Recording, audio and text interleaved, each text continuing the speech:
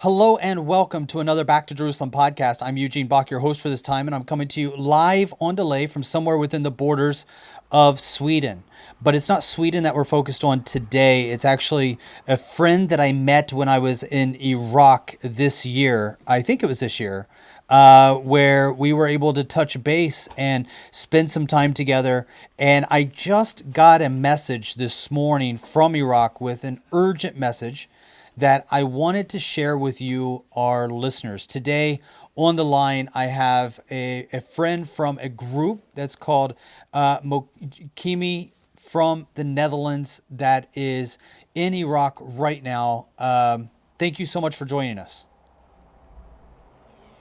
Hello. Yeah, can you hear me okay? Yes, I can hear you well. Okay, great. I want to be super cautious about security because I know that you've been living and working in Iraq for a while now, and I don't want to risk anything that you're doing or any operation that you might be a part of. But we love your work, we support your work, we love what you're doing there, and you are really having an amazing impact. Thank you so much for what you do, and thank you for being with us on this podcast. Thank you so much that I can have a space to talk about it. Great. So can you just kind of go back to the beginning and share with us, what happened to this young lady in Iraq that you sent me a message about this morning? On the 28th of August this year, just a little bit more than a week ago, this young girl who's married to my brother of my coworker, she put herself on fire in the toilet in the in the evening hours.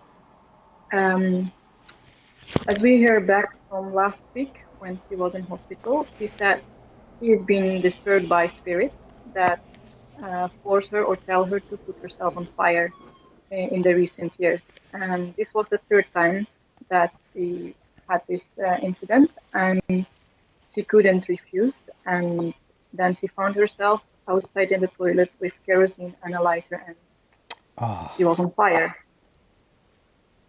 And Yes, so she felt that there were spirits that told her, or a spirit that told her to set herself on fire. She covered yes, she herself, still doused believes. herself in kerosene, Yeah, and then yes. lit herself on fire. Uh, did the family see her? Did they come out and put the fire out? How was she found? Luckily, it was the time that the water came in Iraq. Like every day, it's just a certain time that water comes, and the water pump was on. And the other sister-in-law saw the fire and the screaming, and directly threw water on her. Okay. Yeah. And so she has third degree burns over the majority of her body, as I understand it right now. Yes, and mainly on her chest and her neck, which is of course the vital parts of the body. Ah. Yeah. The picture that you sent to me, it looks like she's kind of in a body wrap of some sort where her face is wrapped, her arms are wrapped, her chest is wrapped. In I'm assuming some sort of like medicated gauze or something. Yeah, I believe she's on oxygen. Ah, Um, she spent 1 week in the Kurdish hospital, which I also have seen. It's the emergency ward, which wasn't clean and which in where they couldn't provide the real treatment for her burns.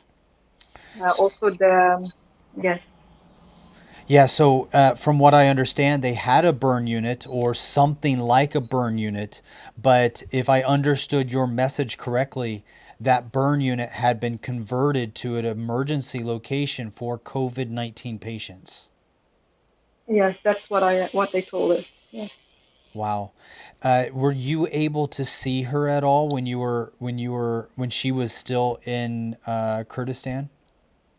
No, exactly the time that I arrived for furlough in Holland, this happened. Wow. I And mean, I'm in Holland now. okay, so you're not in Iraq right now. You're in Holland at the moment. No, no. It's Okay. exactly the time that I just went for furlough. I arrived in the Dutch airport. This happened. Wow. And Yeah. so her family was able to get her across the border to receive proper treatment in Turkey. Yes, yes. Okay. They have been working on that and got a visa and an invitation from the hospital, and they run her quickly with the car to Turkey. Okay. The reason why I announced that you were that you were in Iraq is I called your Iraqi number, and I some know. guy answered the phone, and That's her brother-in-law. that's the brother. Okay. I was confused because I was ready to do this podcast together with you, and this guy answers the phone and said, uh, "Who are you and what do you want?" And I thought, oh, did something happen to you? So I started to be concerned, that something has happened. And he said, give me your number and I'll give it to her. And I thought, she has my number. I will just communicate directly with her if that's okay. But the Oh, person that super. answered the phone, he was the brother-in-law for the Yes, lady that had set herself on fire. yes, Wow. yes. You could, yeah, you could also interview him, but yeah. Yeah, okay. So you said on the night of September 4th, which is just 3 days ago, she was taken over to a private hospital. The doctor basically had said that if she had stayed in Iraq any longer, she would be dead because she wasn't getting the treatment that she needed. Yes, she had no blood left anymore in her body, and that's why her heartbeat was running 140 in a minute. Wow. And Jamal was testifying. He said, "If you guys didn't pray, she would have died." And he saw the heartbeat go slowing down when he sent out prayer requests. Wow. I have been to Batman. There was a period of time where the airlines were no longer flying to Arbil because of the battles and things that were taking place in that area with ISIS several years ago. So the only way that I could get into the northern part of Iraq was through the border by flying into Batman and then driving. There is an airport that is closer to the border of Iraq, but Batman was just easier for me with the time schedules as they connected with Istanbul. And so I've actually been to that city before. I've taken that route before. I don't know if the border situation has changed because of COVID, but during the time that I was traveling back and forth, that was like a 3 or 4 hour wait at the border. Yeah. Did they have a way of expediting her or letting her go through faster? Well, the good thing was that they could arrange that visa. Um, that's like required to pass the border. Right. Uh, and they arranged the ambulance and the doctor from the Turkish side to the border. And they arranged that in that way that, like, I think at 5 o'clock in the evening, they had the visa and they could drive to Turkey and wait for the ambulance. But they said, no, we want to be sure the ambulance will be there when we transport her. Yeah. So they waited until that ambulance was there and they ran her with a normal car from the Huki hospital to the border because the ambulances in Kurdistan refused to take her. Wow. So they had to use a regular vehicle. Yes, That must have been excruciating. yes, it was. I mean, the thing is that if I burn my finger or I burn my hand or whatever, I mean that is just a little burn that I've experienced in the past, and the pain can be intense, and any clothing, anything that touches it, can cause excruciating pain. So I can only imagine what it would be like. Or, I mean, maybe I can't even imagine what the pain would be like. Do you know if she was given any sort of medication or relaxers or drugs that would help ease her pain? I'm not sure, but my friend, who's a Canadian nurse, she has always, well, every day been in the hospital with her to check on her care and treatment. And I believe she did a good job in that. And the amazing thing, like when she was in the hospital, she could never really rest. But when she entered the car, she always slept. Okay, so you have a good friend from Canada that has been staying or at least helping her or being with her. Yes. Yes. Okay, so one of the reasons why I asked you to come on, and thank you so much for joining us, is because now their family, which are basically refugees, I mean, they're Yazidi. So even though they are considered to be Iraqi, so, there's a lot of people that can say that they are just internal migrants. But in many ways, they are refugees. They have a different culture, they have a different religion, they have a different language. And their village, the village of this young lady, is Khalida. Is that how I say her name? Yeah. Khalida. Halida. Okay, so Halida. Yes. So Yes. Halida, she and her family fled from her home in the Sinjar Mountains in 2014. So 6 years ago, when ISIS attacked, and so she lost her home, she lost her village. She's living in an area or in a condition where her family doesn't have a lot of money. They're like poor refugees basically, and now they are in a situation where she's being treated in a hospital in Batman in Turkey, and everything is more expensive in Turkey than it is in Iraq. So she's being treated at a hospital in Batman, and they have told her that the bill is going to be at least 10,000 euros. Is that correct? Yes. At least. At least. And the 10,000 euros has to be paid this month, or I'm sorry, this week. Yeah. There is still a bit confusion about it.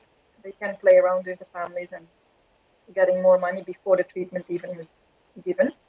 Uh huh. So we are very careful with that, but we are sure it will cost $10,000 dollars for this month, and she will need a month to stay in that facility. This is something that as soon as you sent it to me, I've been praying for it. I've been asking people on social media, on dingdash.com, on facebook.com, to send funding directly to the GoFundMe page that was set up for Halida and her family to pay this, but I have not put a link. This is something that after I talk to you, I would like to put up a link to your organization so that people can find out more and so they can Mm. follow the situation. Can you give the website to your organization? Yes, I can give that. That's www.mokimi.nl/English. And Mokimi, you spell it Moqimi, which stands for God's lift people up out of the sea. Okay, is this Come a from 139. okay? Is this a Dutch word or is it a It's an Kurdish word? Arabic word. It's not a common word, but it's an Arabic word. It's an Arabic word. Okay. Yeah. So MOQIMI.NL for Netherlands / English. If you Yeah. go to this website, there you will find more information about the organization that our dear friend is representing today. And just a really quick question: are they able to donate on this page uh, for the young lady Halida? That's possible. It's you can find the details to wire the money to a Dutch account, which is a euro account. I know there are some difficulties nowadays with Americans trying to do that. With the GoFundMe page, I think that's easier because we can pay with a credit card and Visa card as well. And my dear friend, the Canadian nurse, is busy on the GoFundMe America page. Okay. And So if when you that's ready, I will post that. Yes. Yes, and if you are listening to this podcast, you can go to backtojerusalem.com. Backtojerusalem.com, our homepage, has an article that is specifically for this. You'll see it right away. We have red sirens on each side that says urgent. And you will see this article as our top article on our homepage. If you click on that homepage, we have a link to the GoFundMe page where you can donate right now to send money to this young lady that has burned herself and might lose her life and needs immediate medical attention. And this is something that if you're not able to donate, can I please ask that you pray for her family. May God have mercy upon them, show them favor and grace, supernatural favor and grace to heal her body and to also provide all of the things that they need. I believe that, like C.S. Lewis said, I believe that all healing comes from God, whether it is supernatural, the suspension of natural law, or whether it is a special blessing that comes from the hands of man.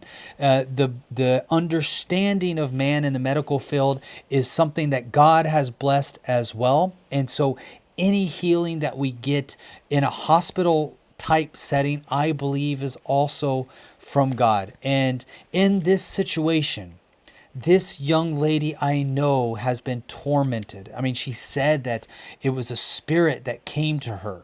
I pray for her and her family to be free from this bondage of evil, free from the tormenting of spirits. And I pray that you, as the listener, if you're listening to this podcast, please join us in prayer. Please get on your knees and go to battle for this young lady who's already gone through so much pain, so much hardship, so much misery. And if I understand it right, please correct me if I'm wrong. Wasn't she supposed to get married, or was she already married? She's already married. She married in this year in April, I believe. Oh my goodness. Oh, and she's not pregnant or anything, right? She has no children? No, she's not pregnant. She's not pregnant. She has no children. So we thank No. God for that. So she was just married this year. She's a newlywed. I mean, what her husband must be going through it must be a nightmare. And I pray for him as well. Do you know the husband? Yes, I know, and his situation is very difficult. Yes, Okay. we're all worried for him. Can you tell me about the spiritual situation of the family? Um, well, I know my coworker very well. What I notice in this family, there's a lot of fear and there's a lot of trauma. Um, the fear is something maybe that's culturally, like from the Yazidi background, and um, we, I hear sometimes that people really dream about demons that come to them that want to kill them in the night. Yeah, that threatens them. I've seen that and I've heard that. The family also lost other family members. A sister was killed during attack in 2007 in their city with an extremist attack, and then they lost their brother in 2015 or 16, I believe. He was Peshmerga and he was attacked by ISIS, and his checkpost was blown up and he was burned and he died in the fifth day after he was injured. Ah, oh, So that you is can horrible. imagine why this family was going through a nightmare last week. They were so worried that this girl would lose her life too. Wow. I mean, this is just the enemy attacking the people in this area over and over and over, and they really do need prayer.